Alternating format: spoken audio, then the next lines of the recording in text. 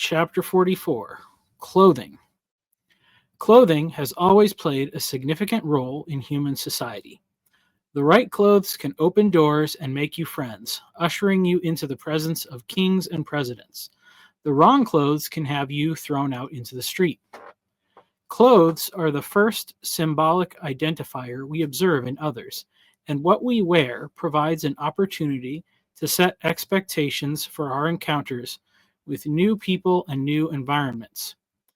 There are several aspects of messaging conveyed by our clothing, but these signs and symbols vary across time and culture. In our own day, there is almost no universal agreement on what clothing means. People will decode the world according to a set of principles they have internalized, but they rarely communicate what those principles are. This can cause serious problems for people navigating the world. As examples, a woman dressed in a revealing outfit can claim offense at attracting attention from men.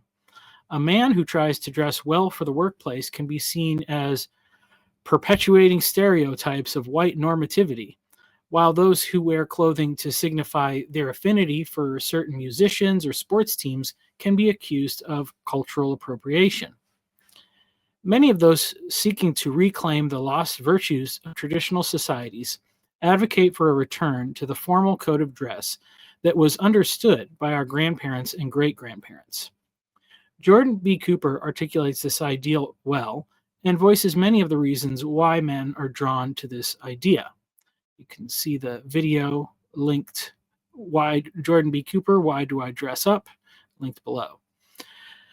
My friend Cale Zeldin tried to stir the pot by telling men to stop wearing blue jeans and nearly started a war when he suggested they give up baseball caps. The problem is that these calls for a return to gentlemanly dress are dependent on the widespread adoption of a set of presuppositions that have simply vanished from much of the world. The likely result of dressing according to the etiquette guides of the early 20th century is the creation of bubbles of intelligibility, where the dress code signifies in-group status, but ultimately creates greater division in the world at large.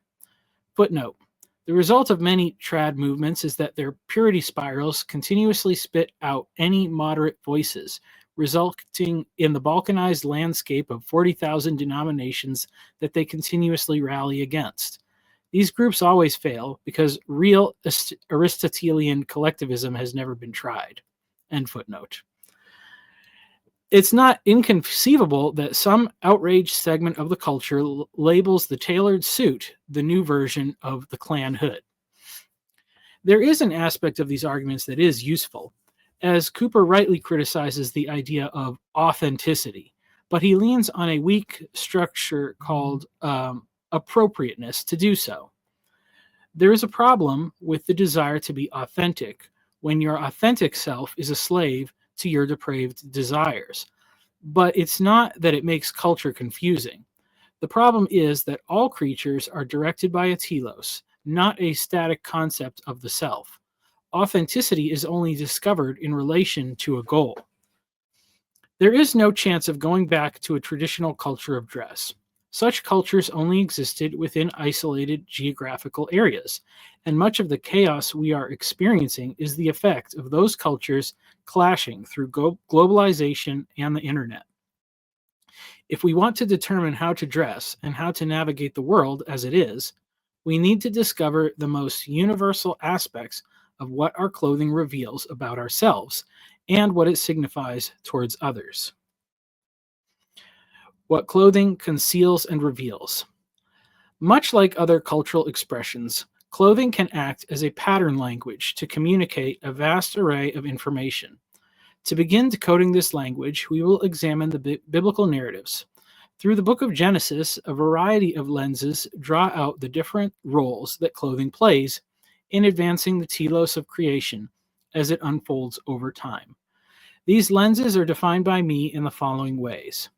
Modesty. This is the quality of concealing what is and what is not meant to be displayed. What is concealed is not bad, but often very good. However, it's something that is reserved for a particular time, place, or person. A gift wrapped in paper has the appearance of modesty. Its contents are preserved for the intended recipient, and those who might otherwise be tempted by what's inside can read the message, not for you, or in the case of presents under a Christmas tree, not for now. What is considered modest is highly dependent on culture. Many tribes wear almost no clothes, but they have some strict rules about who or where people can gather together. To be found in the wrong place with the wrong person is as much a signal of immodest behavior as being naked is in ours. Appearance. This relates to what is perceived through the senses of those observing. Clothing, or a lack thereof, can be used to enhance, subdue, or transform the appearance of an individual for a variety of reasons. It can be used to gain the trust of a group or to safely navigate a dangerous scenario. It can also be used to trick the senses, deceiving those around us for good or for ill. Office. This reflects the role that clothes have in signifying a person's role or office. The king's crown, the bride's gown, the priest's robe, and the soldier's armor are all signs of a particular role or office. This symbolic role played by clothing or uniforms allows people to quickly understand their relationship with one another. People choose who to listen to and who to ignore based on their office. Utility. The utility of clothing refers to its useful characteristics in enhancing the human experience. Clothing can provide protection from a variety of environmental conditions: insulation from the cold, a barrier from the effects of the sun, from pests, or sharp and abrasive surfaces. Armor provides extreme protection from lethal blows. Some clothes have a reverse utility, such as the sackcloth worn during times of repentance. Its scratchy, uncomfortable texture was meant to remind people of their dire social circumstances. Appearance can also provide utility, such as black clothing that alerts people to a state of mourning or a state of impurity. Identity. These are the characteristics of clothing that signify who a person is: male and female, rich and poor, and from which tribe and region. This is another area where customs vary greatly, making it important to learn the background and history of different cultures. Unique items of clothing identify a single person, and changing clothes can reflect a transformation of identity. While this is similar to the role of office, an office is an external sign towards others. The identity symbolized by clothing or jewelry is a reflection of an inward identity. A wedding ring is a signifier of identity in many cultures. It reflects the relational status of an individual. In certain tribes of Africa, manhood is conferred on a boy when he hunts a wild animal by himself. The hide of a lion identifies him as a man, not a boy. If someone else wears the skin, they can mimic the appearance of manhood and signal the office of a hunter, but it only reflects the identity of the man who killed the lion. Modesty. The original use of clothing was to provide modesty, a covering of the shame of nakedness. When Adam and Eve were first created, they had no need of clothes, because their innocence provided them with the modesty of a child. The man and his wife were both naked and were not ashamed. Genesis 2:25. Every child is born in a state of innocence until it shatters in the same way it did for Adam and Eve. Young children have no understanding of the why of clothing, especially when the temperatures are comfortable. Yet at a certain age, perhaps around 4 or 5 years old, they become aware of their nakedness and seek privacy while getting dressed. The other thing that happens is that at some point, a child makes a mistake, and instead of calling for their parents' help, they try to cover up their mistake on their own, usually to no avail. It was this dual revelation of being naked and having made a mistake that inspired the creation of the first set of clothes. These were Adam and Eve's fig leaf aprons. This clothing was not suitable for the task. They were trying to use it to cover their nakedness in the garden. God did not intend for his children to be clothed inside the garden. The garden was supposed to be the inside, the sacred holy place, a bridal chamber, the place where family is created. Adam and Eve's solution to the problem of nakedness was insufficient for a variety of reasons. But the problem of nakedness was a real problem. The fruit did its job in revealing the truth. It just didn't give them insights into the solution. God provided clothing that was suitable to cover them, and through the experience, they gained insight into the reality of death. The act of clothing the man and woman was substitutionary. Their nakedness was covered, the animal's nakedness was exposed. There are close parallels between this story and that of the new man of the soil, Noah. Noah's story also centers around a lack of clothing. Seeing his nakedness is something that one son boasts about to his brothers, while these other sons avoid seeing it at all cost. This strange little story points to something very different than sons seeing dad's aging body, or even his private parts, but it gives us great insight into ancient understanding of the utility and purpose of clothing. Firstly, there's the act of seeing, and what follows after seeing.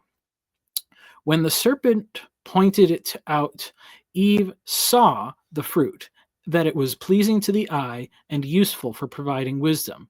She then reached out, consumed, and shared. A few chapters later, there is a brief mention of events that angered God, precipitating the flood. The sons of God saw the daughters of humankind, that they were beautiful, and they took for themselves wives from all that they chose. Genesis 6:2. They saw, they took, and they wifed. Not from one, but from all. The sin was shared. These sons of God, these Nephilim, mighty men, were on the earth before the flood, but their kind appeared again after, and many cultures record their deeds. Gilgamesh was such a mighty man, a king in Uruk, the land from where Abram would later be called out. Just like those who brought the wrath of God, his might was used to take and consume whatever he desired. Gilgamesh sounds the tocsin for his amusement. His arrogance has no bounds by day or night. No son is left with his father, for Gilgamesh takes them all, even the children. Yet the king should be a shepherd to his people. His lust leaves no virgin to her lover, neither the warrior's daughter nor the wife of the noble. Yet this is the shepherd of the city, wise, comely, and resolute. From the Epic of Gilgamesh.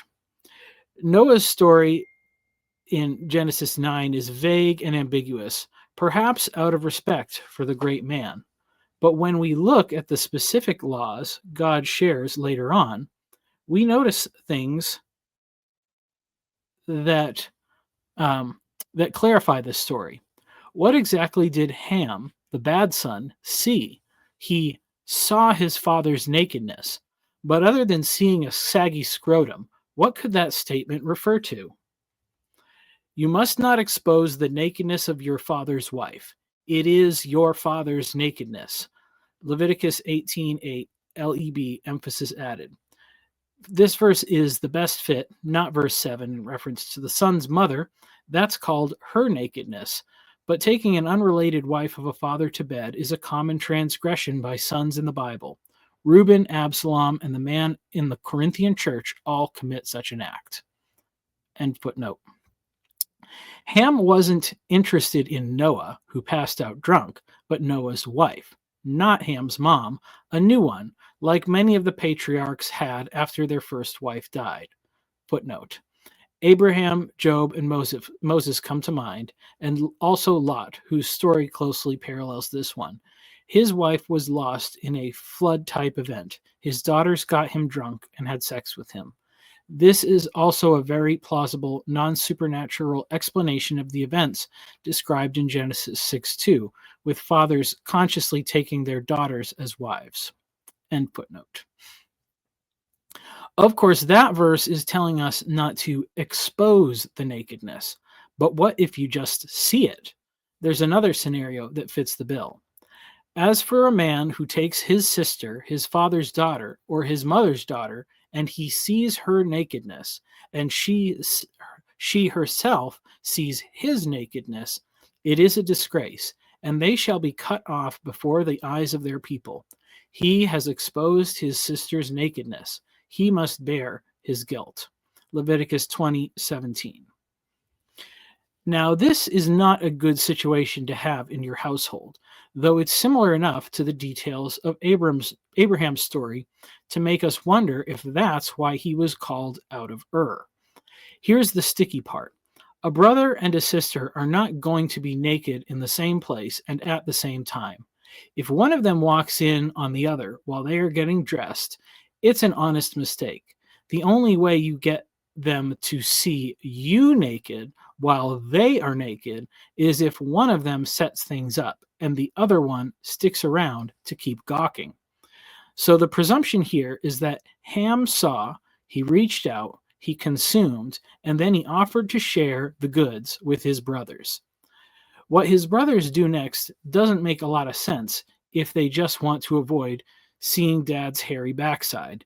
But it does make sense if you just escaped the world being destroyed because of women being seen, taken, and spread around. Once you realize just how common that story was in the ancient world, the veils and head coverings start to make a lot of sense.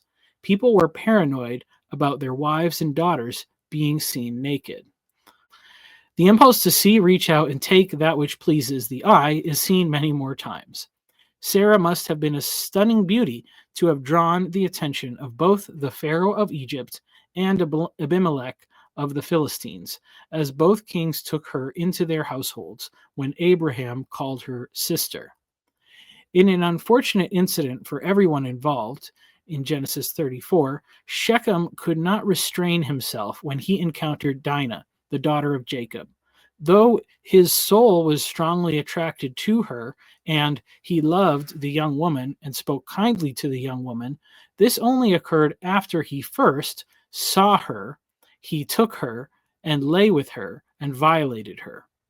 There is no indication at all that Dinah was in any way immodest in her presentation.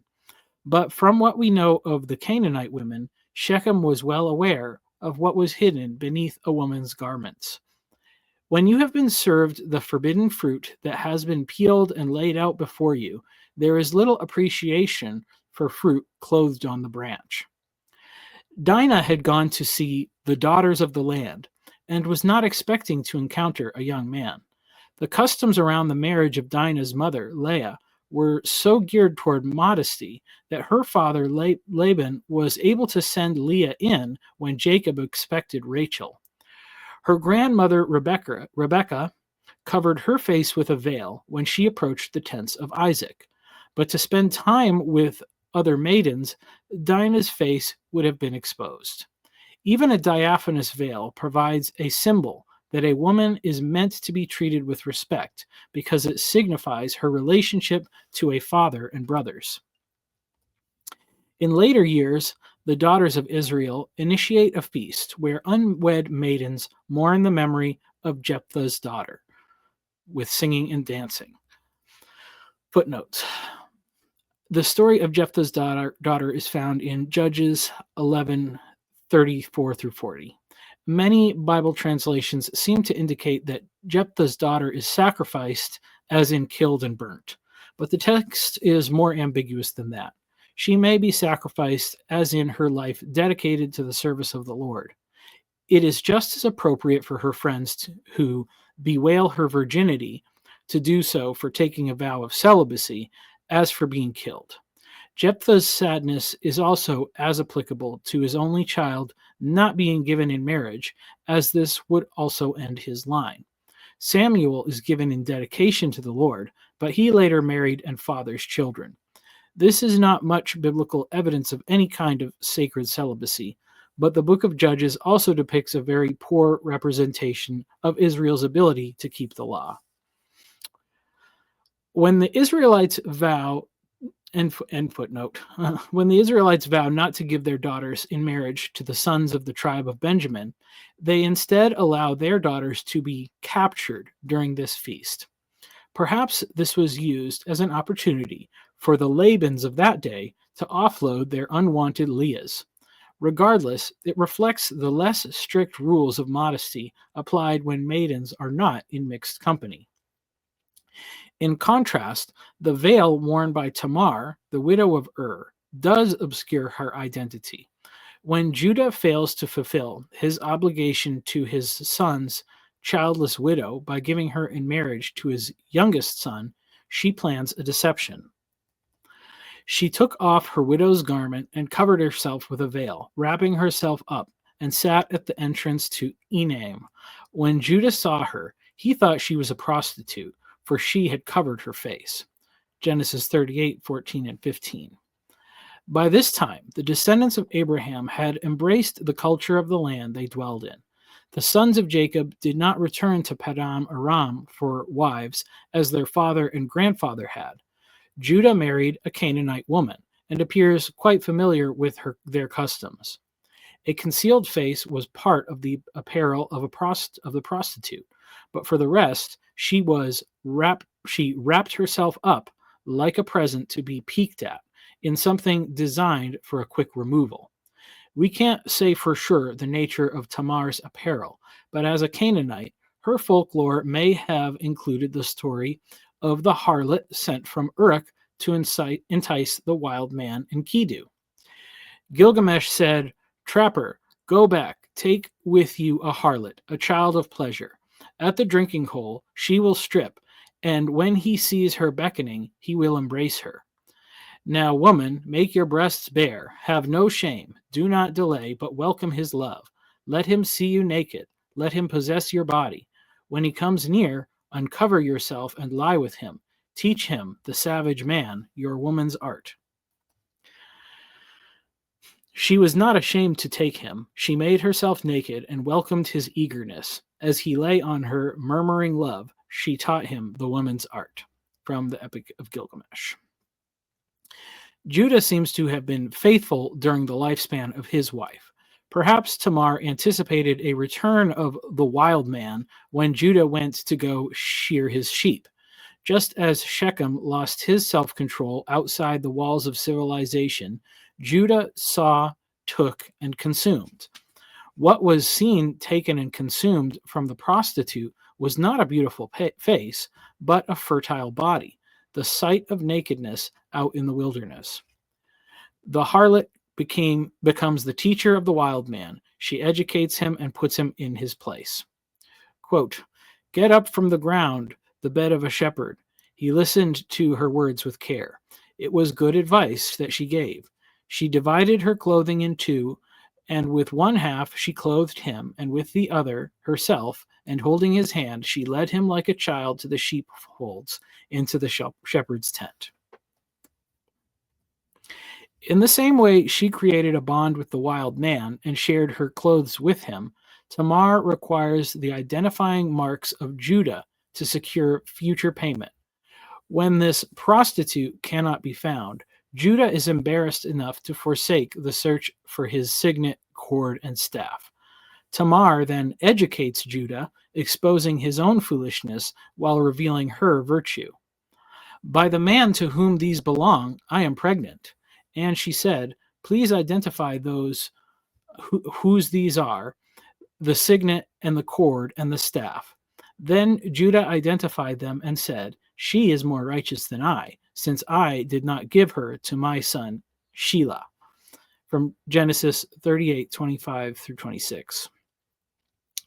This story is immediately contrasted by the story of Judah's brother Joseph, who has become a slave in the house of a powerful Egyptian lord.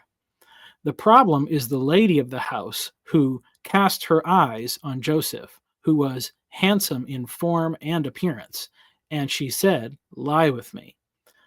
She spoke to Joseph day after day. He would not listen to her, to lie beside her, or to be with her. But one day, when he went into the house to do his work, and none of the men of the house was there in the house, she caught him by his garment, saying, "Lie with me." But he left his garment in her hand and fled and got out of the house. Genesis 39:10 through 12. Here we have a woman who acts like a serpent. a consistent voice of temptation, asking Joseph to taste her forbidden fruit. Most men can't seem to resist the opportunity, as Ham, Pharaoh, Abimelech, Shechem, and Judah all reach out and take, simply by seeing something pleasing to the eye. While Joseph continually resists, the wife of Potiphar reaches out and takes instead. In the end, nothing happens. Neither Joseph nor his master's wife actually taste the forbidden fruit of desire. But when the serpent-tongued woman fails to grasp what she wants from Joseph, she uses deception to punish him instead. Joseph maintains his modesty, but he was found guilty based on his appearance. The story of Adam and Eve and their garments can also be viewed as a story of clothing changing appearance. The problem is that they are naked, but not only that, these two naked creatures are guilty of breaking the sole rule in the garden. The nakedness of man is unique among creatures, to the extent that we identify the very rare hairless animals as being naked, such as naked mole rats or the naked sphinx cat. To any who witnessed the crime, the quality of being naked would be immediately apparent. They would have stood out like the harlot of Uruk, stripped before the waterhole, and their appearance would be the first thing described. When Joseph is falsely accused of molesting his master's wife, his nakedness condemns him. The fig leaf aprons didn't help Adam and Eve because they suggest the appearance of a tree. Unless they were willing to spend the rest of their life motionless, it would not be a convincing disguise. God's solution was to provide them with garments of skin. The presumption is that the skin came from an animal and was probably covered in hair or fur. As mentioned above, to cover the nakedness of Adam and Eve required exposing the nakedness of the animals. This solved not one problem, but two. Their nakedness was covered by swapping their appearance with the animals. When the detective comes onto the crime scene, this is what he sees: a conspicuous absence of forbidden fruit from one branch, with the remnants lying on the ground. It's known that the penalty for eating is death. All the witnesses say it was the humans, notoriously nude, easily identified. On the ground are two dead bodies, male and female, bloody and hairless, naked. The witnesses saw two animals leaving the garden, but everyone else is accounted for. Judgment has already been served. The case is closed. In Noah's story, appearance leads to a question of identity, not in regard to Noah or his son Ham, but Ham's son Canaan. There is no question about who did the deed, as it says, "And Ham, the father of Canaan, saw the nakedness of his father and told his two brothers outside." Genesis 9:22. This is not the first time that Ham is identified as the father of Canaan.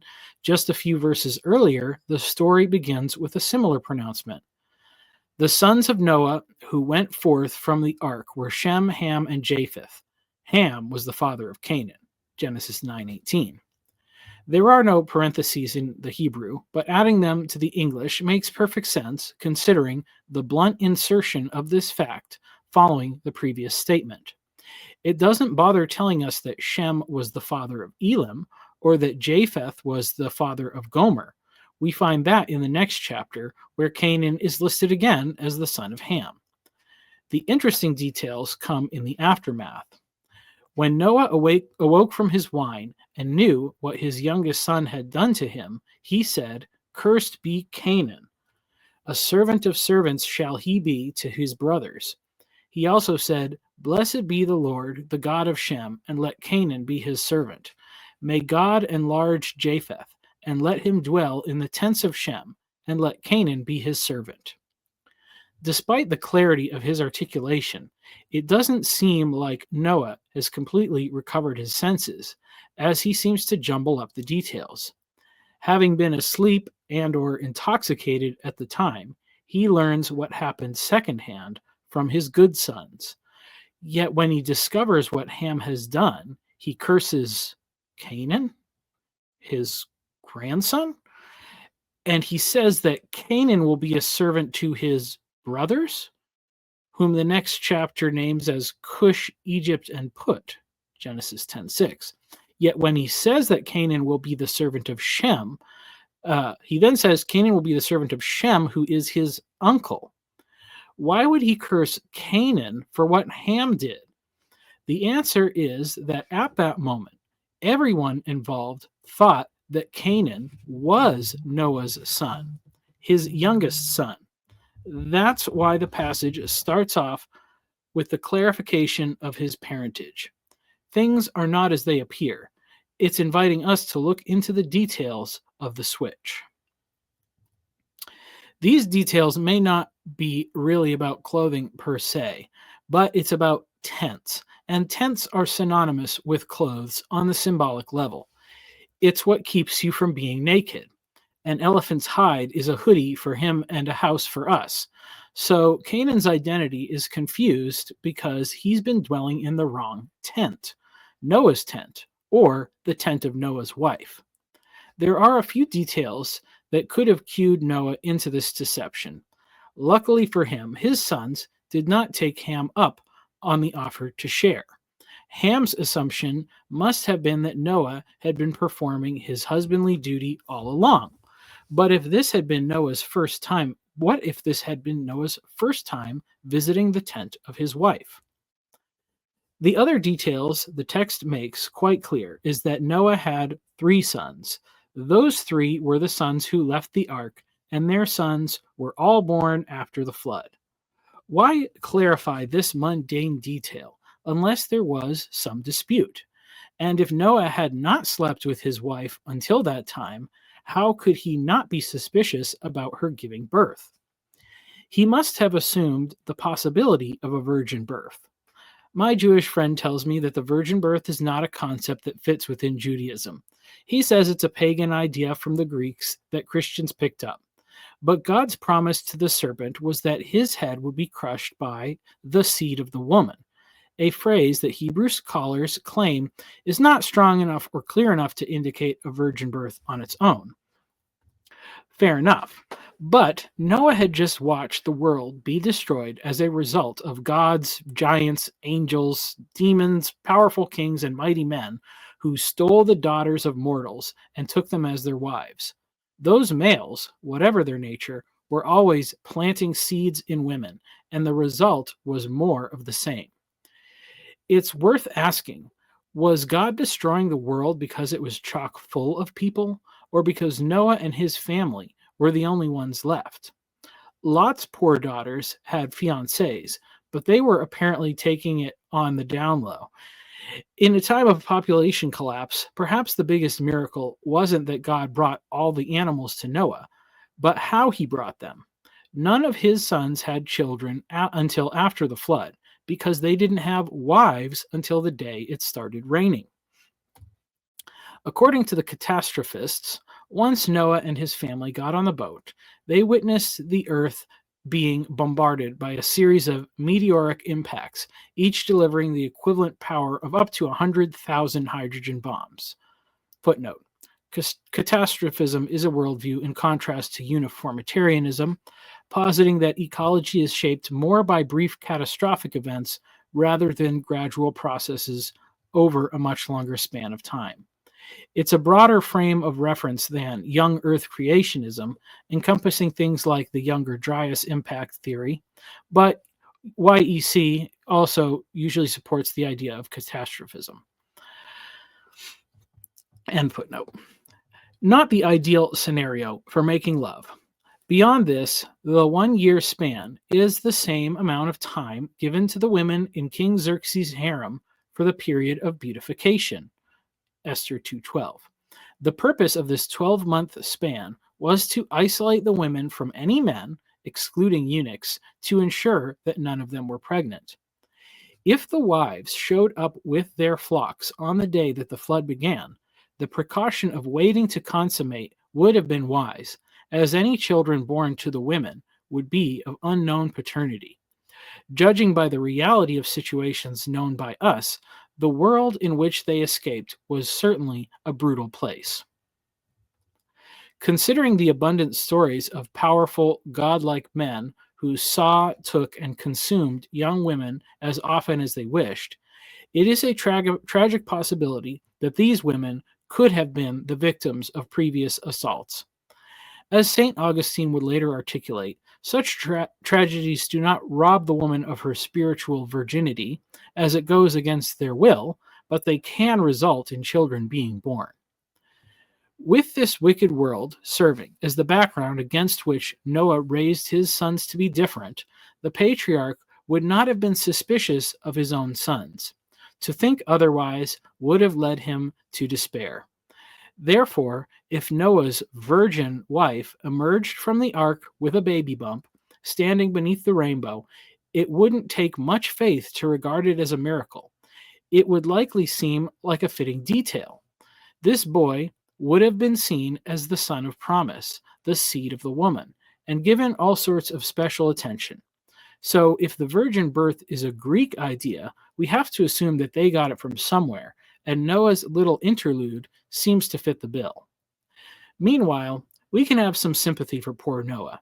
He had witnessed the march towards the apocalyptic destruction of Earth's 500 years longer than anyone else on the ark.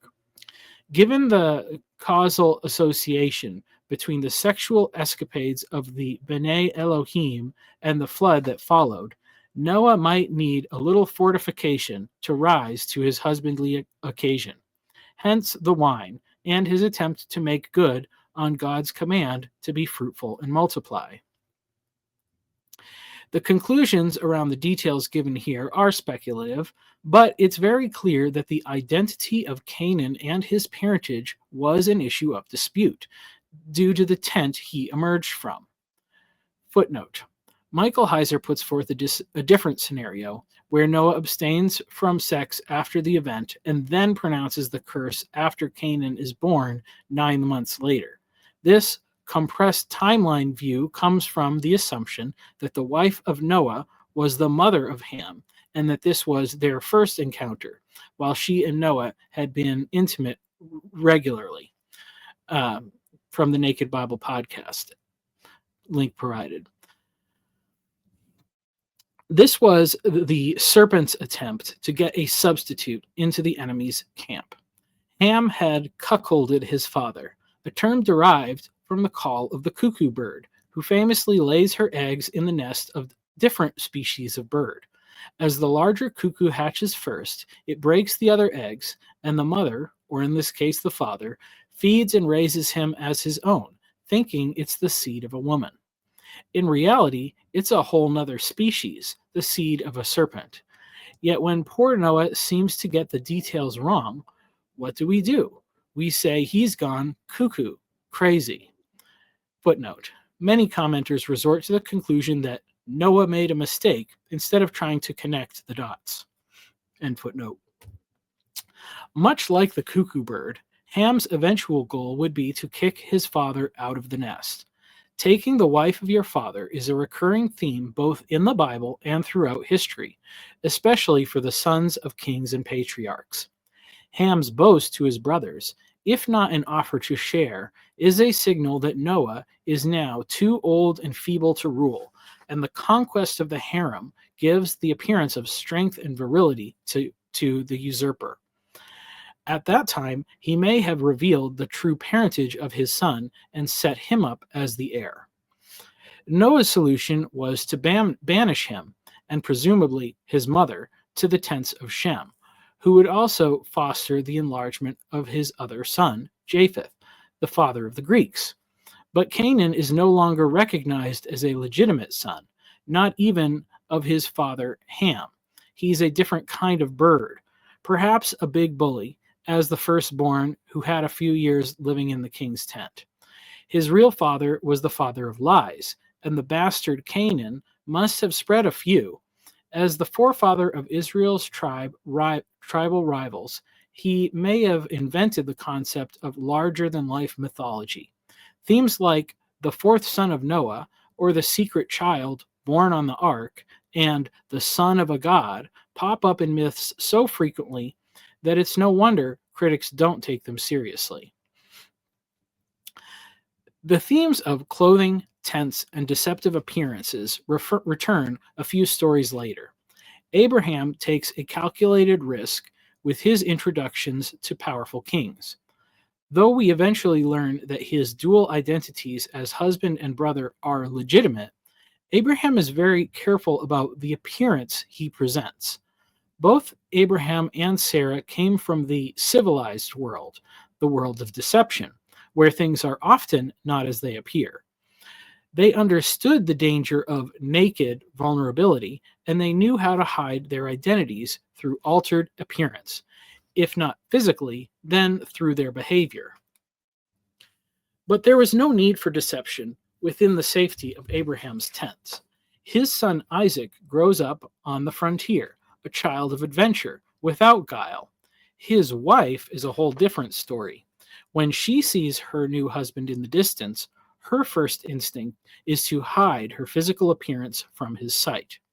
She veils her face. Her appearance is a mystery to be discovered only after their covenant is secured, as she is brought into his mother's tent. When the couple tries Abraham's gimmick, Isaac is not an effective deceiver. When the men of the palace asked him about his wife, he said, "She is my sister," for he feared to say, "my wife," thinking, lest the men of the place should kill me because of Rebekah, because she was attractive in appearance. Genesis 26:7. Yet Isaac doesn't have the knack to pull this off. Abimelech catches Isaac in the act of fondling his wife and deduces the nature of their relationship. Footnote: fondling is the word used in Robert Alter's translation. Their twin sons reflect the contrast between the two parents. When the boys grew up, Esau was a skillful hunter, a man of the field, while Jacob was a quiet man, dwelling in tents. Isaac loved Esau because he ate of his game, but Rebekah loved Jacob. Genesis 25:27-28. Esau is transparent and straightforward. He appears like a wild man, and he acts like one too, recklessly selling his birthright to the crafty Jacob for a bowl of red stuff. Jacob is deceptive, which makes his unimpressive appearance an advantage. When we get to Jacob and Esau, we have a return of the garments of skin. Esau was a garment of skin. When he was born, he came out red, all his body like a hairy cloak. Genesis 25:25. He was a wild man who loved to be in the wilderness, reminiscent of Enkidu, whose body was rough. He had long hair like a woman's. It waved like the hair of Nisaba, the goddess of corn. His body was covered with matted hair like Samugan's, the god of cattle. He was innocent of mankind. He knew nothing of the cultivated land. From the Epic of Gilgamesh. These hairy fellows may have suffered from hypertrichosis, the condition known as werewolf syndrome, where the entire body is covered with hair. In a more primitive age, he may have gone without wearing clothes. Even before Isaac loses his sight, his vision causes him to notice and appreciate the straightforward and manly virtues of Esau, while overlooking the value of the tent-dwelling Jacob and his wife's preference for the younger son. Isaac's perception was weak even before his physical eyesight left him. Rebekah had received a prophecy from the Lord about her two sons while they battled in her womb. 2 nations are in your womb, and 2 people from within you shall be divided. The one shall be stronger than the other. The older shall serve the younger. Genesis 25:23. We don't know if Rebekah shared this information with Isaac or kept it to herself. The former seems likely, based on her crafty personality. She trusted herself to manage the situation more than she trusted Isaac. When the time came for Isaac to confer the blessing on his eldest son, he sent Esau on a task. His failing eyesight provided the opportunity for an easy deception. To those who could see, the appearance of Jacob and Rebekah's plan would have been quite comical. Jacob was wearing a patched-together outfit of animal hides with his brother's tunic on top. Jacob's goatskin garments wears goatskin garments to imitate his brother Esau. The hairy older brother, whose appearance is like that of an animal, is an avid hunter who leaves stripped carcasses lying around the trees of the forest, an image reminiscent of the newly garbed Adam and Eve. The disguise is put on to deceive Isaac, who also swapped places with an animal. Footnote: the story of the binding of Isaac in Genesis 22 is also about different appearances.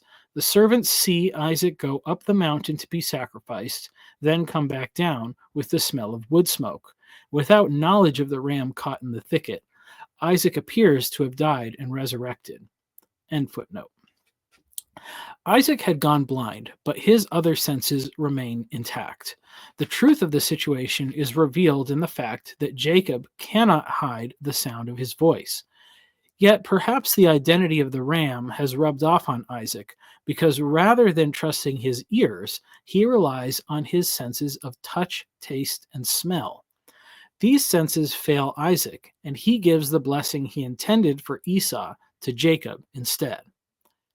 Jacob is the next to be deceived by appearances, not by clothing per se, though veils were likely worn, but by the wrong sister being in his tent, a recapitulation of the story of Noah. Leah is sent in instead of Rachel, and he doesn't realize what his uncle has done until he wakes up in the morning. He eventually marries both sisters, an extra bride for the one stolen from Noah. Speaking of animal skin, he is given a vision by God and employs a tactic that allows him to separate the best animals from his father-in-law's herds. Those with streaked or spotted garments belong to Jacob. The ones with solid colors are kept by Laban. Laban tried to cheat Jacob by changing the details of their agreement based on the appearance of the flocks. But God revealed to Jacob that the appearance of the flock were not as they seemed to the naked eye. Your father cheated me and changed my wages 10 times, but God did not permit him to harm me. If he said, the spotted shall be your wages, then all the flocks bore spotted. And if he said, the striped shall be your wages, then all the flock bore striped. Thus God has taken away the livestock of your father and given them to me. In the breeding season of the flock, I lifted up my eyes and saw in a dream that the goats that mated with the flock were striped, spotted, and mottled. Then the angel of God said to me in the dream, Jacob. And I said, Here I am. And he said, Lift up your eyes and see. All the goats that mate with the flock are striped, spotted, and mottled. For I have seen all that Laban is doing to you. Genesis 31, 7 through 12. What God revealed to Jacob was essentially the recessive genes of the animals, traits that can be masked in the presence of a dominant gene, like brown eyes. But every once in a while, two brown-eyed parents can have a blue-eyed child, a legacy of a gene passed on undetected through the generations. The next critical story about clothing comes when Jacob gives his own son Joseph a coat of many colors. Perhaps there's a connection here to the sign of the rainbow given to Noah, as Joseph is destined to be another savior of the world. This coat gives Joseph an instantly recognizable appearance, one that allows his brothers to manipulate their interactions with him. Joseph's interactions with his brothers draw their ire, not only by proclaiming his visions of their future obeisance towards him, but for the reports he gives to their father. Joseph is excluded from the fraternity of his older brothers, and appearance of his special coat comes to betray him. They saw him from afar, and before he came near to them, they conspired against him to kill him. Genesis 37:18. After throwing Joseph in a pit, his jealous brothers strip him of the garment and stain it with the blood of a goat. Joseph is sold into slavery in Egypt. The brothers feign ignorance regarding the appearance of the unmistakable garment, stained with blood. They sent the robe of many colors and brought it to their father and said, This we have found. Please identify whether it is your son's robe or not. Genesis 37:32. Jacob is understandably deceived by the appearance. He mourns the loss of his dead son. Finally, we return to the story of Joseph in Egypt, where he is robbed of his garment by the wife of his master, exposed and naked in a place he should not be. In a world stripped of innocence, he is found wearing the garment of a perpetrator.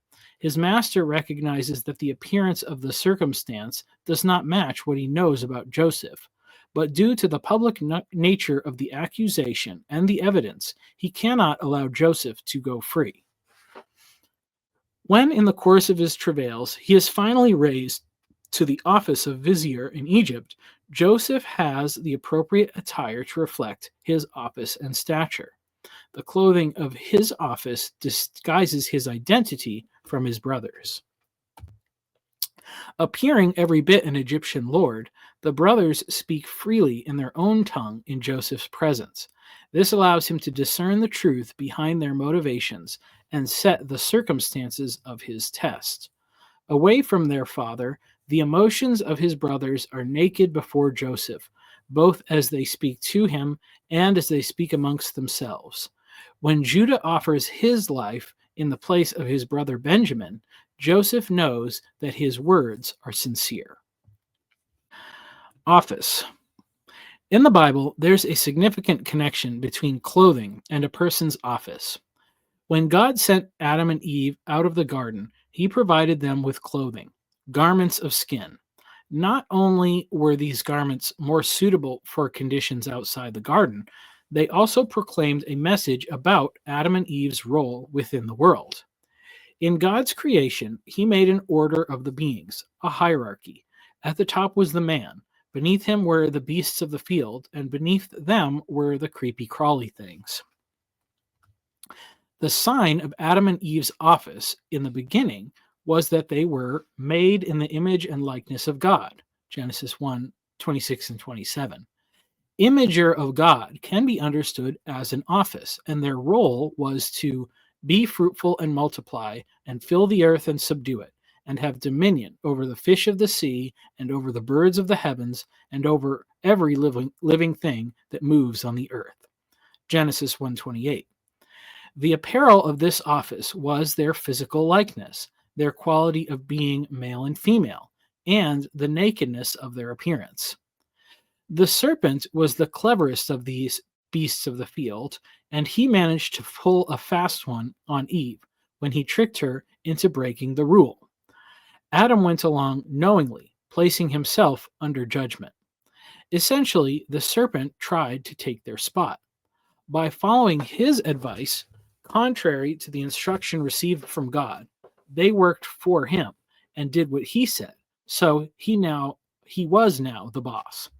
That's how he thought it was going to work anyway. Instead, God demoted the snake to a thing that creeps along the ground, and he restores Adam and Eve to their place atop the hierarchy. By giving them garments made of skin, he's showing the other animals who's boss. They are wearing the beasts of the field as clothes. On another level, there is a kind of hide and seek thing going on here, because by wearing skin like animals, Adam and Eve are being portrayed as animals. He's letting them take the demotion. In fact, the whole of creation receives this demotion. The antediluvian age is a world ruled by animals. All mythologies speak of the ferocious beasts of chaos and the fragility of man. God promises that their son, the seed of the woman, will regain the spot on top. The passing of an office from father to son stands at the center of many future disagreements, including the death of a human. The story of Cain and Abel centers around the sacrifices of the two. Abel's task as shepherd is seen as of secondary importance to Cain's role as a farmer. At this point in the story, it seems that the animals were only necessary to clothe future humans.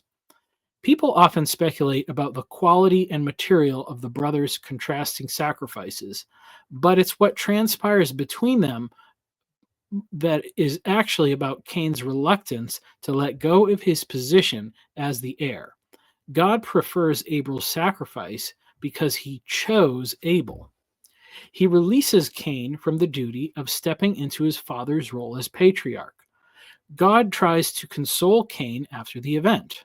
Why are you angry? And why has your face fallen? If you do well, will you not be accepted? Genesis 4, 6 through 7. But Cain's jealousy gets the better of him. After Abel's death, the role of Adam's office will be passed to the newborn Seth. But God has other plans for Cain. The mark he is given signifies a new type of office, a teller of truth, a wanderer who relies on the kindness of strangers. With his skills as a farmer taken from him, he shares a tragic story in return for a bite to eat. This scenario eventually devolves into a level of chaos that requires a reset, and God sends the flood. Yet human ingenuity allows them to survive, if not regain their place atop this animal hierarchy. They live in the expanding skins of animals, the tent dwellers, and the houses of the forest in the ark. God saved the family of Noah as a seed of renewal. The reestablishment of the new created order begins with man on top again. Yet here God tips the scales back in the favor of man. The fear of you and the dread of you shall be upon every beast of the earth, and upon every bird of the heavens, upon everything that creeps on the ground, and all the fish of the sea. Into your hand they are delivered. Genesis 9:2. God gives judgment of the animals into the hands of men, even to be used as food.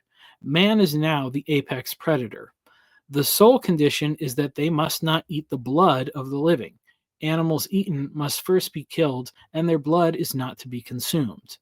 The role of the office of mankind expands, as God also instructs them to spill the blood of any animal or man who takes the life of another. Genesis 9, 4 through 6. Because of these rules, Noah's son Ham has to be more circumspect in mimicry of the serpent when he attempts to rob his father and his brother of the office of ruler. He would be condemned. But his act of cuckoldry, stealing his father's wife, and boasting to his brothers, is an attempt to rob Noah of the potency of his office. Here, the garment reemerges. Then Shem and Japheth took a garment, laid it on both their shoulders, and walked backward, and covered the nakedness of their father. Their faces were turned backward, and they did not see their father's nakedness. Genesis 9:23. The nakedness they chose not to look at was not the aged body of their father, but the young wife God had provided on the day they entered the ark. Footnote. As Jesus says in Matthew 24:38, for in the days before the flood, people were eating and drinking, marrying and giving in marriage, up to the day Noah entered the ark. While this verse speaks of others, there is no reason it does not apply to Noah and his sons as well. End footnote. Instead, they cover them both with a garment, restoring their dignity, reaffirming Noah's office, just as God clothed Adam and Eve after their fall from grace. Noah then reorders the office of his sons, not through symbolic clothing, but through their tents. Japheth, the youngest by birth, is now a dweller among the tents of Shem, while Canaan is demoted as a servant to them both. This is a double demotion for Canaan. We don't know how old he was, but if Noah had believed him to be the seed of the woman, then he viewed this miracle son as a child of promise, one destined to crush the head of the serpent. Instead, the serpent had infiltrated his tent. Noah appears to retire at this time. The mother would have gone with her child to serve in the tents of Shem and Japheth, but she was no longer a wife of any man. The sin of Ham created a class distinction between children of legitimate and dubious heritage. The inequality of class was a result of seeing, taking, and consuming what was not his. The symbol of the office of God's chosen people is then changed, not to a piece of clothing bestowed, but through the act of a garment being removed. The garment of skin is removed from the men of Abram's household. You shall be circumcised in the flesh of your foreskins, and it shall be a sign of the covenant between me and you. Genesis 17:11. In Abram, the man has swapped places with the animal who shed its skin for Adam and Eve. Though it's only a small part of the body being cut, it is a total bifurcation. This is symbolic of death and mimics the means of death of the animals sacrificed in the making of God's first covenant with Abram, when God said to him, "Bring me a heifer 3 years old, a female goat 3 years old, a ram 3 years old, a turtle dove, and a young pigeon." And he brought him all these, cut them in half, and laid each half over against the other. When the sun had gone down and it was dark, behold, a smoking firepot and a flaming torch passed between these pieces. On that day, the Lord made a covenant with Abram. Genesis 15:9 through 10, and 17 through 18. The circumcision of the children of Abraham was a sign of their redemption. They were people who had already died, yet now lived. The later instructions on circumcision gives us hints at the events they point back to. He who is 8 days old among you shall be circumcised. Genesis 17:12.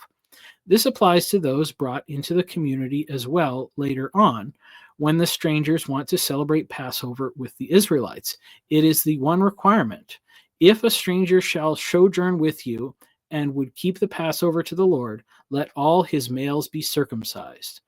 Exodus 12:48. To be part of the redeemed, those who were rescued from slavery, you must be circumcised. And for those children newly born, the time is the same.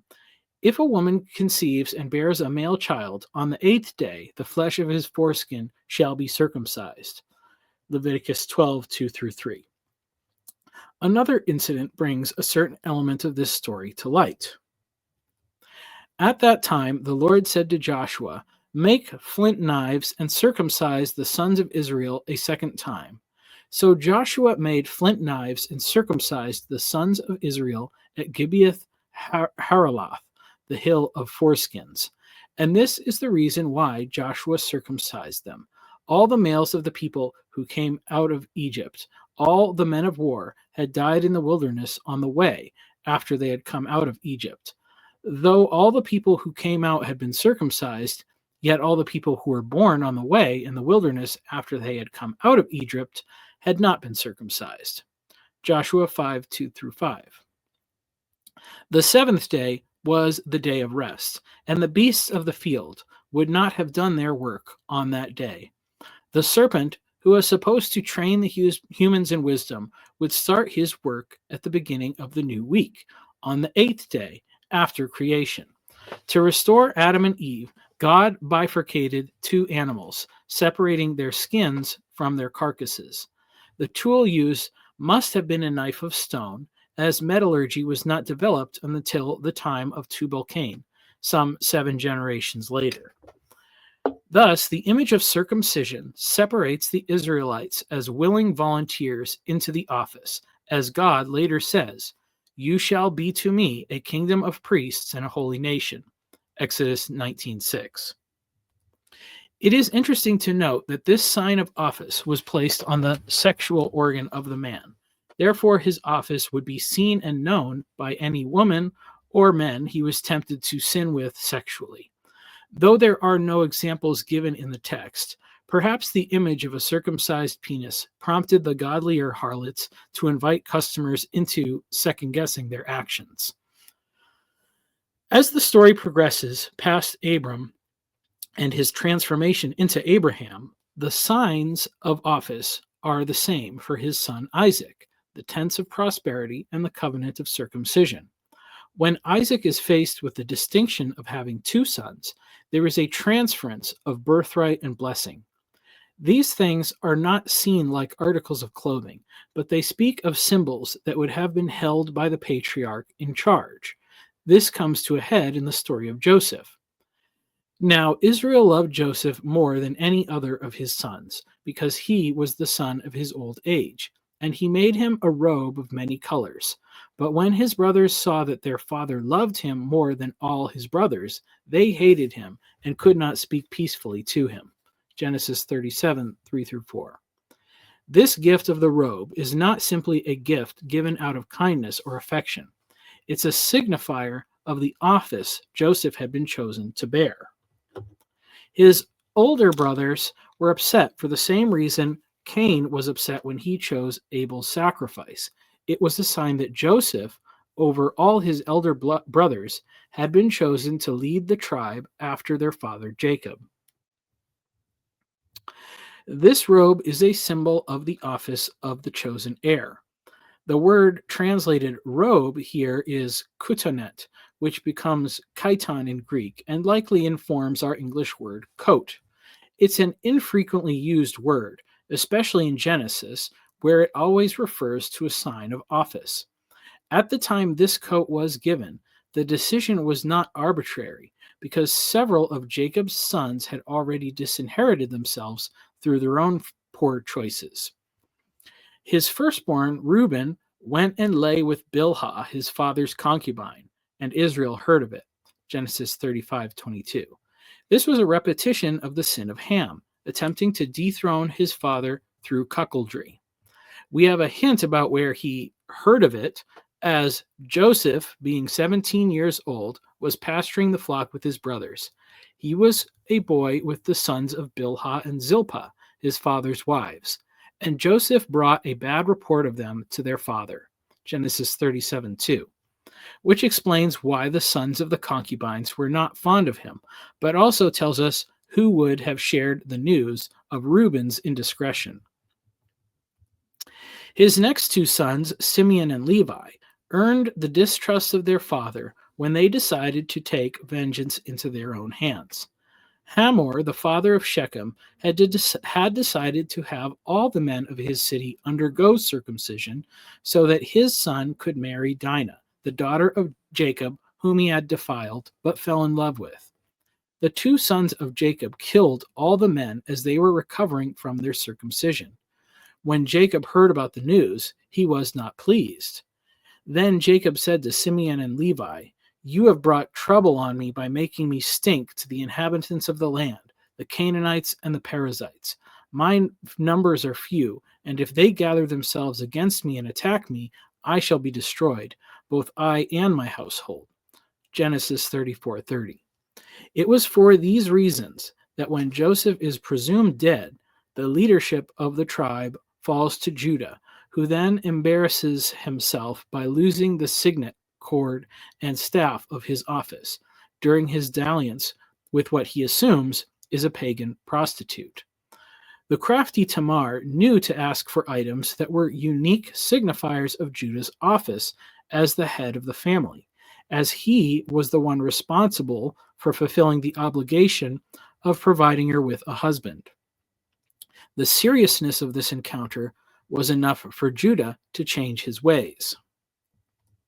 When he encounters his brother Joseph in the guise of an Egyptian vizier, he has finally learned to take his role as heir seriously, offering his own life in the place of his brother Benjamin. Having suffered the loss of his own sons, Judah finally acts as an heir should, in respect and deference to his father, who has shown more courage than Judah by not withholding his youngest son, as Judah did with Tamar. Joseph is, of course, the epitome of a man clothed according to his office. As a slave, he wore barely enough to cover his manhood.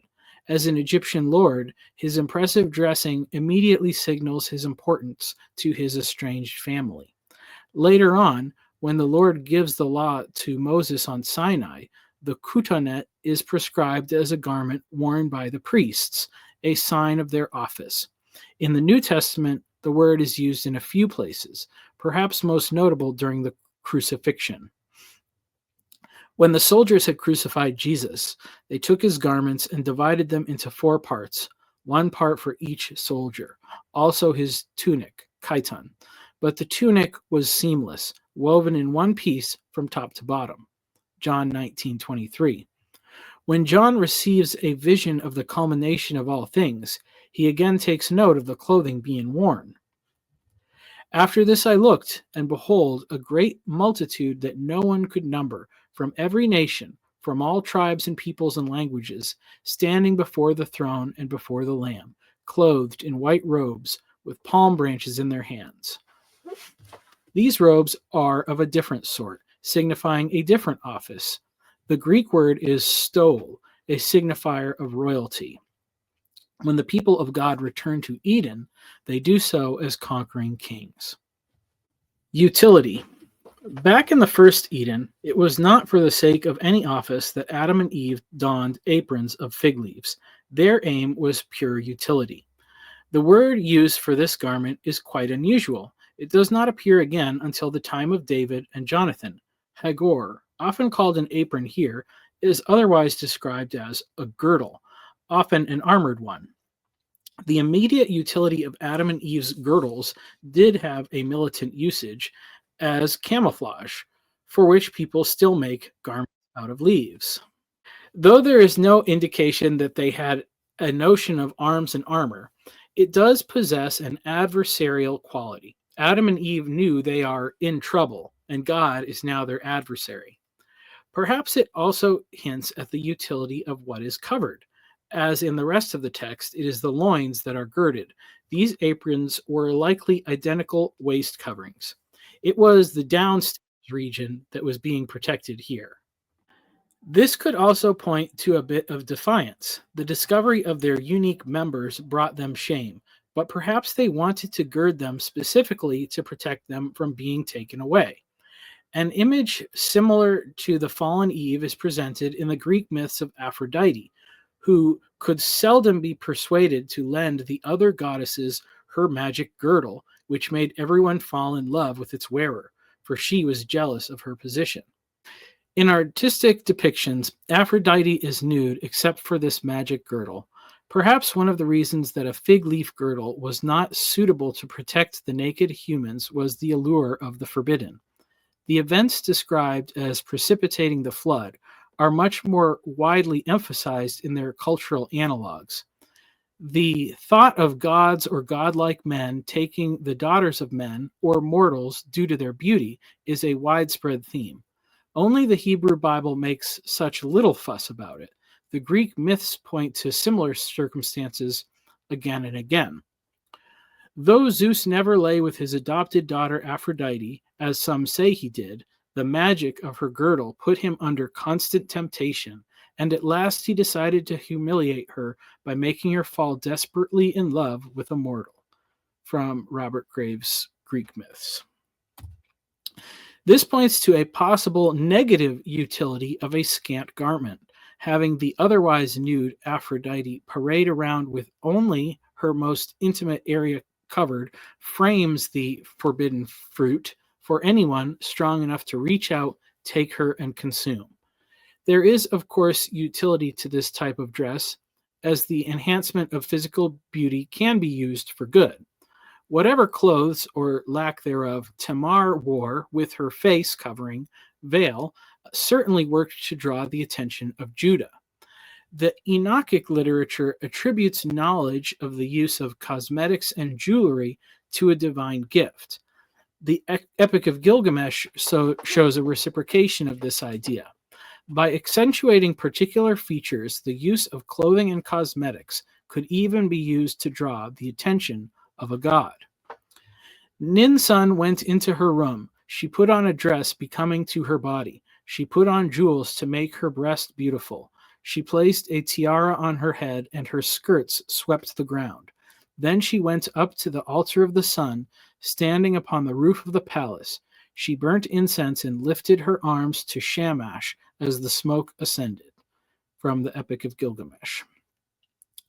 Of course, the functional utility of such garments is also quite low. The fig leaf aprons, or any other scant garment, offers only the barest degree of modesty, but no protection from the elements. Leaves wither when plucked from the tree or vine. The garments of skin given by God offer far more in the way of utility. Goods made of leather and skin can last a lifetime if cared for well, and they can suffer much abuse. Their longevity would provide a lasting symbol of office, while offering protection against the sun, sharp rocks, thorns, and thistles. The flint knife of circumcision was likely the article used to skin the animals of sacrifice, and the same was used by Cain and Abel in their work. This led to the creation of the tent, and ultimately the city.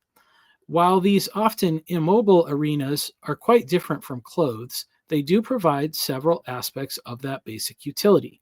They offer the protection from the elements and prying eyes, which necessitates less function from the clothing worn inside. In our current day, we spend a great deal of time clothed indoors without worrying about how our garments will hold up to the environment. Outerwear is only necessary for cold climates.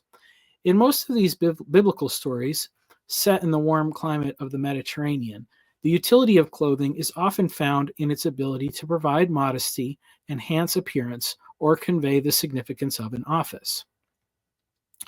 Perhaps the most practical example of the utility in clothes is described as the Israelites approached the Promised Land after their long wandering in the wilderness. Your clothing did not wear out on you, and your foot did not swell these 40 years. Deuteronomy 8:4. This miracle is both incredibly mundane and totally remarkable. We rarely notice when our clothes wear out until they are falling apart. This is a minor inconvenience in the industrialized age, but it was a major concern for ancient people. Keeping production ahead of wear and tear was a challenge. In preserving the Israelites' clothing for this 40-year span, God allowed them to focus on learning the rhythms of life according to the liturgical calendar of Sabbaths and feast days. It speaks to the general principle of quality workmanship. The fewer things people have to worry about on a daily basis, the more free they are to pursue the goals that matter most to them. While this can tip to a point of excess where people forget how to make quality goods, the vast majority of history has been an uphill battle against decay. There are not many examples of the utility of clothes until we get to the time of the kings, when they are once again girding up their loins, this time with armor made of bronze. Armor is the clothing of conflict. It is designed to protect the wearer in the harshest of all environments, when they are being actively attacked by enemies. But the utility of armor is limited. It provides a defensive advantage while reducing mobility. Perhaps the greatest illustration of this is found in the battle of David and Goliath, where the giant had a helmet of bronze on his head, and he was armed with a coat of mail, and the weight of the coat was 5,000 shekels of bronze. And he had bronze armor on his legs, and a javelin of bronze slung between his shoulders. The shaft of his spear was like a weaver's beam, and his spear's head weighed 600 shekels of iron. And his shield bearer went before him. 1 Samuel 17, 5-7.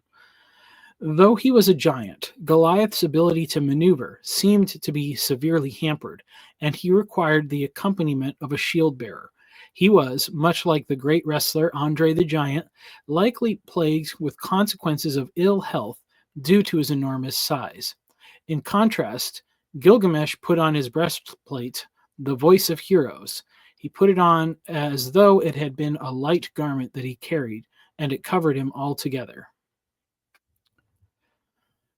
Gilgamesh is portrayed as a true superhero for being able to wear the armor without sacrificing his mobility.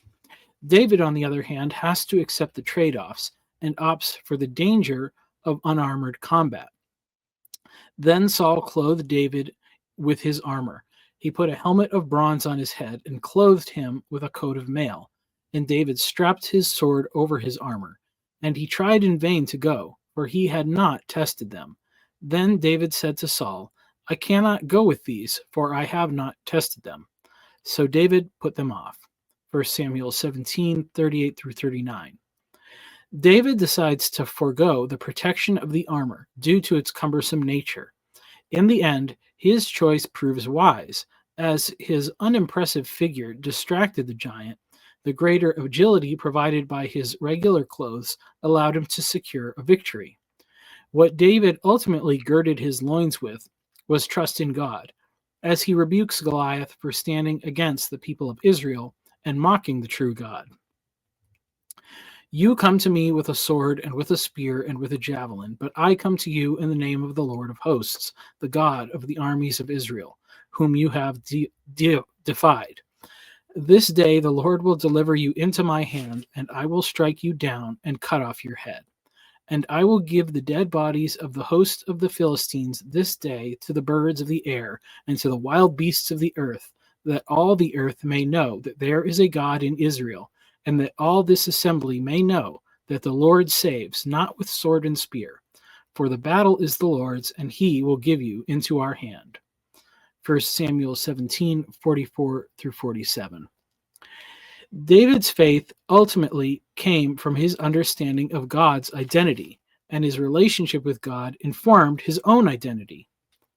Unlike Adam and Eve, David had the opportunity to look back on the long history of God's faithfulness and mercy to his chosen people, but the garden gives us the first example of clothing bestowing identity. Identity. When Adam and Eve fall from a state of grace, God restores them to their rightful position by giving them garments of skin.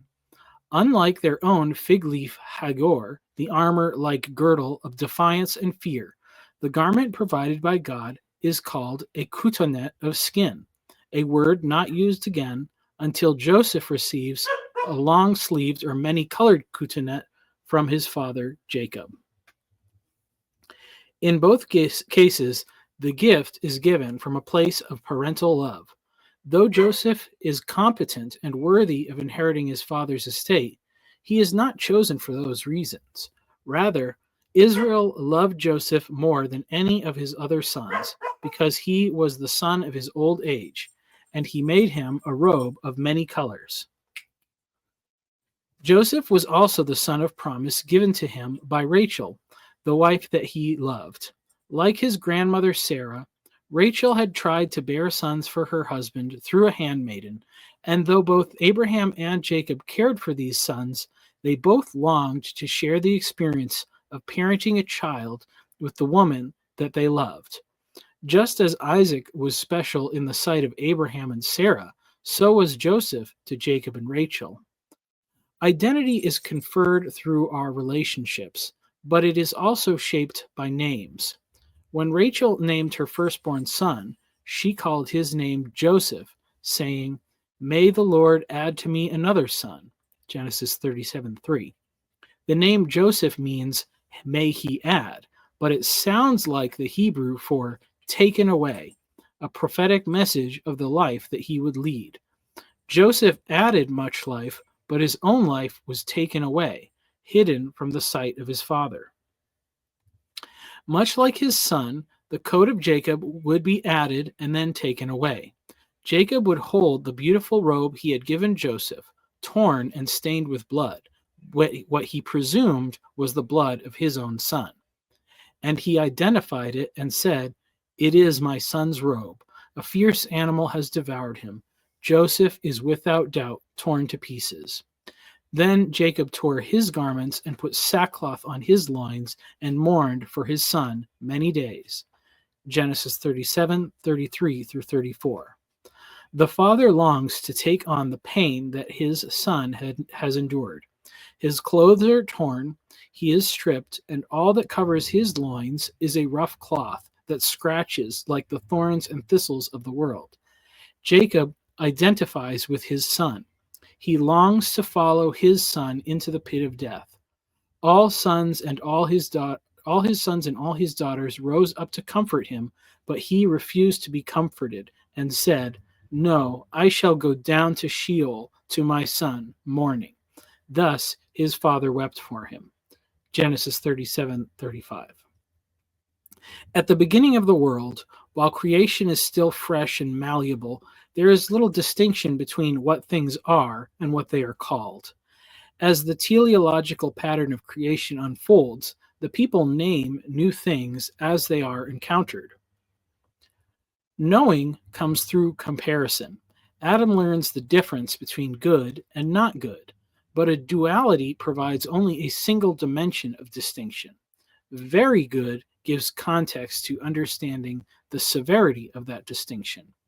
So when Adam is faced with the prospect of the not good state of being separated from his wife, he chooses to follow her deception with his own disobedience. Now he has knowledge of good, not good, very good, and bad.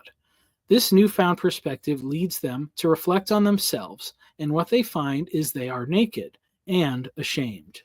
Beyond this, they are afraid because God has taken care of them so far. They have now heard that he is deceptive and jealous, dishonest projections that reflect the nature of the serpent, something they lacked the context to understand. So Adam and Eve create more contrast to understand their context, comparing the bad of being naked with the not bad of their fig leaf armor. They trade the bad of being exposed for the not bad of hiding. The problem is, they've gotten everything wrong. God points this out when he asks, "Who told you that you were naked?" Adam's desire to seek the not bad reveals the knowledge of bad that he wasn't supposed to have. This leads Adam to another faulty idea, that taking responsibility is bad, but casting blame on his wife is not bad. This results in God pronouncing a lot of curses on everyone and everything involved. This is often seen as cruel and wicked, but what God is doing is providing context. What Adam and Eve have gotten most wrong is their knowledge of God's identity. Thus, when at the end of his pronouncements, God gives Adam and Eve kutonet of skin, we have to ask, who is the one providing these garments? What is the identity of the God who clothes these wayward children? Unlike the plants and beasts called forth from the earth and the sea, the man is formed by the hand of God. The material hands are the visible hands of Jesus, the image of the invisible God. When Adam and Eve receive their coats of skin, who do they see doing the work? The conclusion I draw is that the man and woman witness Jesus use his hands to smash two rocks together, revealing a jagged edge, perhaps of onyx, the stone mentioned as plentiful in the land nearby, Genesis 2:12, or of flint, the stone later used to circumcise the Israelites before they entered the promised land. How would they have seen Jesus, this craftsman and priest, working in that land? If Adam and Eve did not know they were naked, but thought to craft girdles of leaves, had they seen a clothed man? Or did they see Jesus' flesh? Did they see a man covered in scars, a lamb slain before the foundations of the earth, slaughtered and skinned two animals, showing them the way to later clothe their children? Did they see those creatures who knew their master's voice come willingly? And were they hairy creatures like sheep and goats, or were these garments of skin simply made of skin?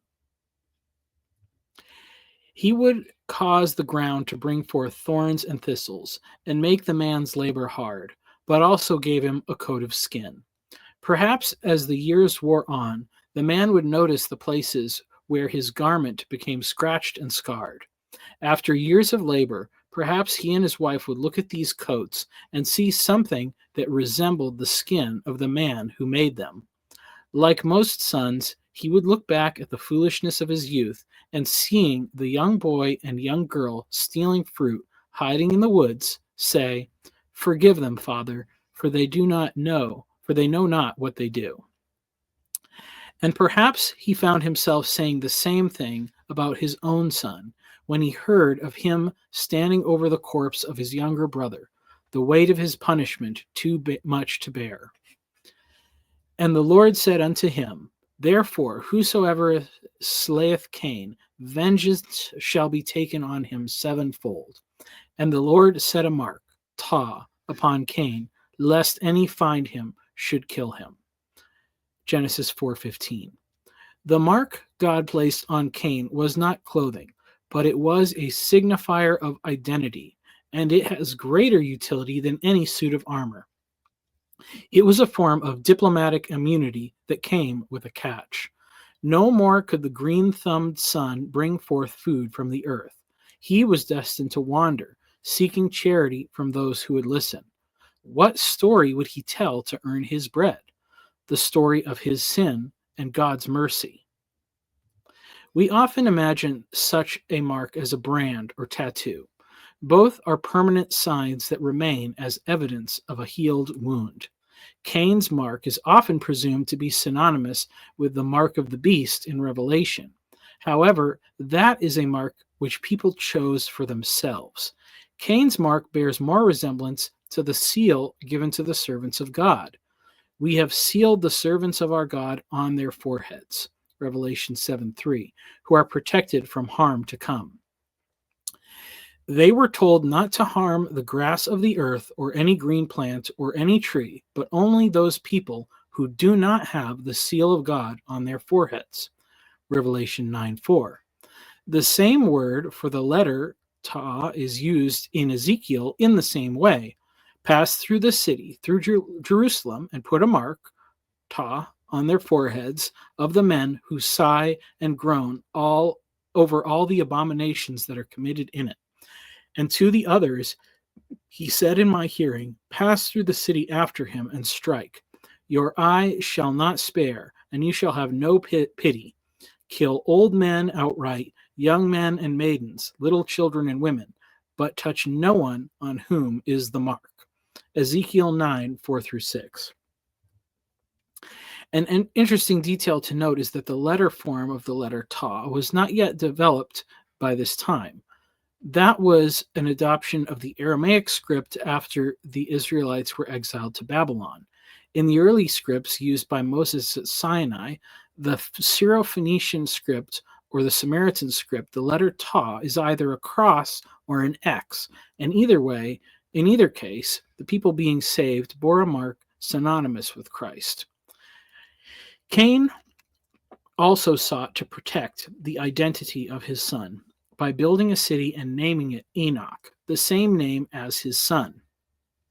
This city was not a place for the wandering Cain to reside, but as it became known and recognized, its unique nature allowed him to find his way back to his son. Jared, the descendant of Cain's younger brother Seth, would later give his son the same name, identifying their kinship.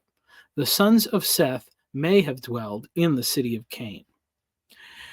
Dwelling in tents later became the locus of identity in the story of Noah and his sons. It's a story of mistaken identities, seemingly designed to refute false claims to the contrary. Canaan is the son of Ham, not the son of Noah. Noah had 3 sons, not 4. All people came from those 3 sons of Noah, and only 3 sons stepped off the ark. When the dust is settled, Ham is the least among 3 brothers, youngest in status, if not in age. Shem is affirmed as the next in line, with Japheth as his ally. Canaan is the servant of these 2. Perhaps Ham denies Canaan his paternity. He would have accepted him if the plan worked out differently. So Noah's curse creates a new identity, that of the enemy. Strife will flourish between the sons of Canaan and the descendants of Shem. Canaan is identified as a seed of the serpent, a child conceived through evil, who will embrace evil and pass it on.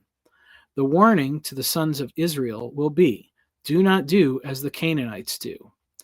As Abram becomes Abraham, his new identity is sealed with the sign of circumcision.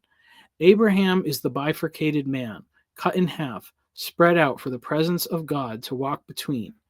Abram is dead, but Abraham is alive. He has been identified as the sacrifice, the creature who gave up the garment of skin. The man known as Abram, clothed in garments of skin, could not bring forth life from the womb of barren Sarai. But the resurrected Abraham, whose skin was flayed and peeled, is now alive. Naked, but without shame, he enters into Sarah, who conceives a new life. The same identity of death and resurrection is bestowed upon Isaac, who goes up the mountain to be sacrificed and comes back down alive. When Isaac returns, he is a changed man. In the wake of his father's actions, Isaac is alone. His father notices that it is not good for him to be alone, but he realizes that none of the Canaanite women are suitable to be a helpmeet to Isaac. So he sends his trusted servant on a quest to find a wife from his homeland to the east. But he does not want Isaac to depart from the land where God has placed them. Abraham said to him, "See to it that you do not take my son back there. The Lord, the God of heaven, who took me from my father's house and from the land of my kindred, and who spoke to me and swore to me, to your offspring I will give this land. He will send his angel before you, and you shall take a wife for my son from there." Genesis 24, 6 through 7. The servant travels far until God leads him to the right woman for his master's son. She is generous and hospitable, treating the stranger with lavish kindness, even caring for his camels. When the camels had finished drinking, the man took a gold ring weighing half a shekel and 2 bracelets for her arms, weighing 10 gold shekels, and said, "Please tell me whose daughter you are. Is there room in your father's house for us to spend the night?" She said to him, "I am the daughter of Bethuel, the son of Milcah, whom she bore to Nahor." Genesis 24, 22 through 24. God had led the servant of Abraham to the daughter of his master's household. Her actions have identified her as the one God has chosen. And the servant brought out jewelry of silver and of gold, and garments, and gave them to Rebekah. He also gave to her brother and to her mother costly ornaments. Genesis 24:53. The servant has brought everything needed to bring home a bride for his beloved master's son, including wedding garments, the spoils of Abraham's conquest. And they called Rebekah and said to her, "Will you go with this man?" She said, "I will go." Genesis 24:58. She goes to meet a stranger who will welcome her in. She is under no obligation, but because she is the right woman, she goes willingly to a far-off land to marry a man she has not met. This is the first instance of the ring as a symbol of a wedding. Gold, refined, is symbolic of purity. The circle represents the everlasting union of man and woman. The garments may have had symbolic color, white for purity or red for fertility, or perhaps blue or purple for royal status. But regardless of the particulars, they were likely the finest garments Rebekah had ever worn, designed to fix a memory of the most beautiful woman Isaac had ever seen, a memory that would last in his mind even as his eyesight eventually fades. The son of promise is waiting to meet his bride, when the veil will be lifted and they will see each other face to face. Bone of my bones and flesh of my flesh, Ish and Isha, husband and wife. The wedding of Isaac and Rebekah represents a return to the Garden of Eden. It's a new beginning for a reshaped world. The identity conferred on Jacob and Esau through their garments turned out to be an enormous subject, one that requires a chapter of its own. But suffice it to say, what you wear does influence who you are. When Jacob wears the garments of skin to imitate Esau, he sets himself on a journey of transformation, from the deceiver to the deceived. Esau's journey requires him to smooth out his rough edges and take responsibility for himself. Jacob's wives, Leah and Rachel, also have transformative stories. The daughter blessed with beauty comes to a tragic end, while the unloved Leah becomes the blessed mother of many children. The story is a testament to the truth that God's plans cannot be thwarted. A lie spoken can become true, and a trickster can be tricked into becoming an honest man. The two sons ultimately fulfill the roles of their identities. Jacob, the smooth-skinned tent dweller, becomes the bridegroom Israel, who marries both the elder and the younger daughters. Esau empties himself from the land, giving up his right to become the garment of skin, living outside the borders in the land of Seir, which means the shaggy land or the land of hair, protecting his younger brother's inheritance from theft and invasion. The story of Judah and Tamar gives us two insights into the identity conferred on clothing. The first is that on a fundamental level, clothing can never determine the identity of who a person truly is. Tamar wore the dress of a harlot, but Judah said, "She is more righteous than I."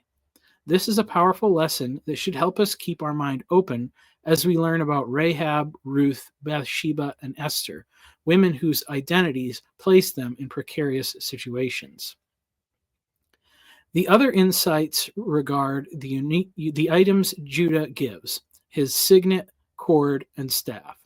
These are items of office, but they were designed to be unique, a symbol that identifies them with one particular man. Judah's reluctant decision to forego their recovery is an indication of how embarrassing it is for a man of his status to lose such items.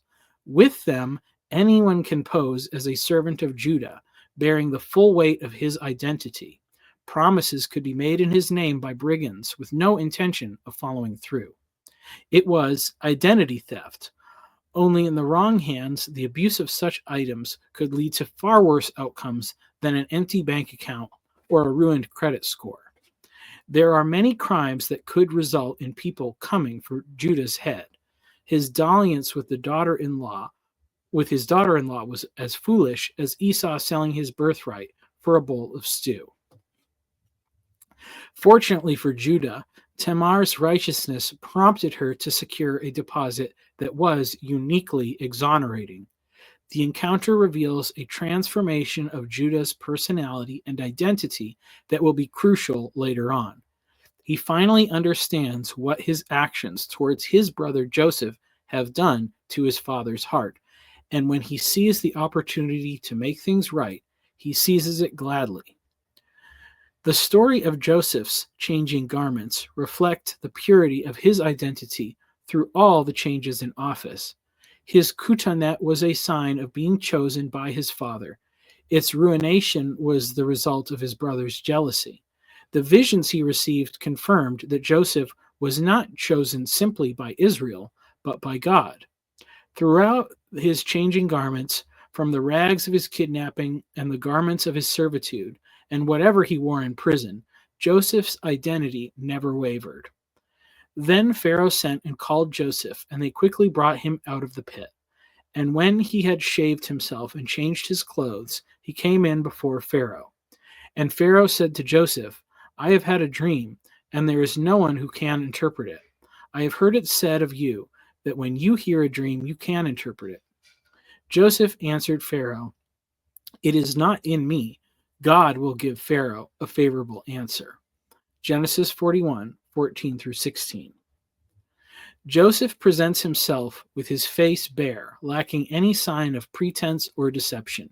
He does not claim power or authority, but attributes everything good about his knowledge and wisdom to God. Joseph shares the true interpretation revealed by God, then offers Pharaoh a plan to execute. By this time, Joseph's reputation had preceded him. He had brought order and flourishing everywhere he went, in the household of Potiphar and also the prison. And Pharaoh said to his servants, "Can we find a man like this in whom is the Spirit of God?"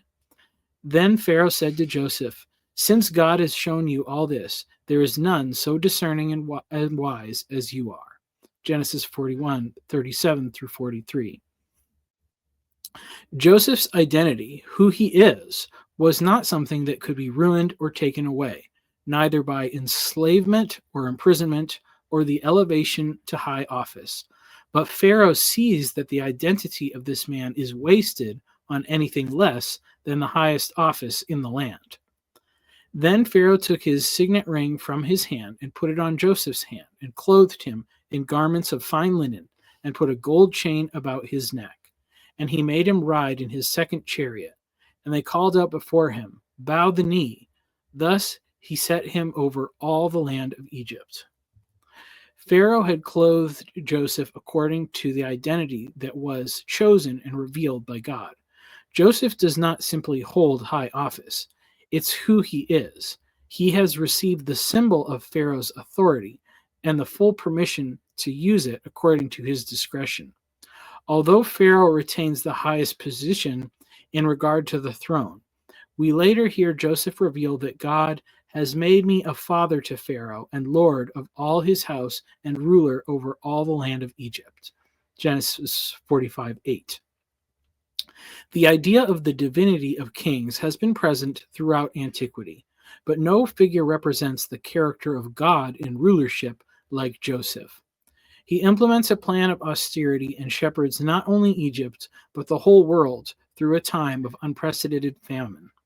Yet when the Pharaoh of Exodus inherits this system of governance without knowledge of the man who first implemented it, he becomes a terrible tyrant. The difference is Joseph's integrity and identity. Though he is ultimately clothed in the garb of a ruler, he rules with the wisdom of a servant. His master is God, and his flock includes all those who come seeking help and protection. Despite the continuity of his character, Joseph is not above the use of deception. He is wise enough to use it exactly as God intends. When his brothers arrive seeking food, Joseph appears every bit the Egyptian master. It is also a true part of his identity, as he has mastered their language and customs and married into the nation.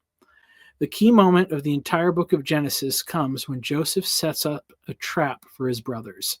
He frames Benjamin, his own mother's son, with the theft of his cup and demands that the youngest son remain in Egypt as a slave. Yet it is Judah who convinced his other brothers to sell Joseph into slavery that steps in to take his brother's place. Now, therefore, please let your servant remain instead of the boy as a servant to my lord, and let the boy go back with his brothers. For how can I go back to my father if the boy is not with me? I fear to see the evil that would find my father. Genesis 44:33-34. What would happen if Judah had not passed the test? Joseph may have revealed his identity to brother Benjamin, and perhaps found a way to bring his father to Egypt by himself. The other brothers may have never known. But because Judah's identity had changed, because he was willing to suffer for the sake of his father and his brother, Joseph revealed his true identity. From our perspective outside the narrative, it's a touching reunion. But for these brothers and their father, it's the witness of a miracle, a resurrection from the dead. When confronted with the victim of their abuse, now given power over their life and fate, they tremble in their brother's presence. But the sin of Cain was undone when the older brother offered his life in place of his younger brother. And Joseph speaks as if from the mouth of Abel when he says, "Do not fear, for am I in the place of God? As for you, you meant evil against me, but God meant it for good, to bring it about that many people should be kept alive, as they are today. So do not fear, I will provide for you and your little ones." Genesis 50:19-21.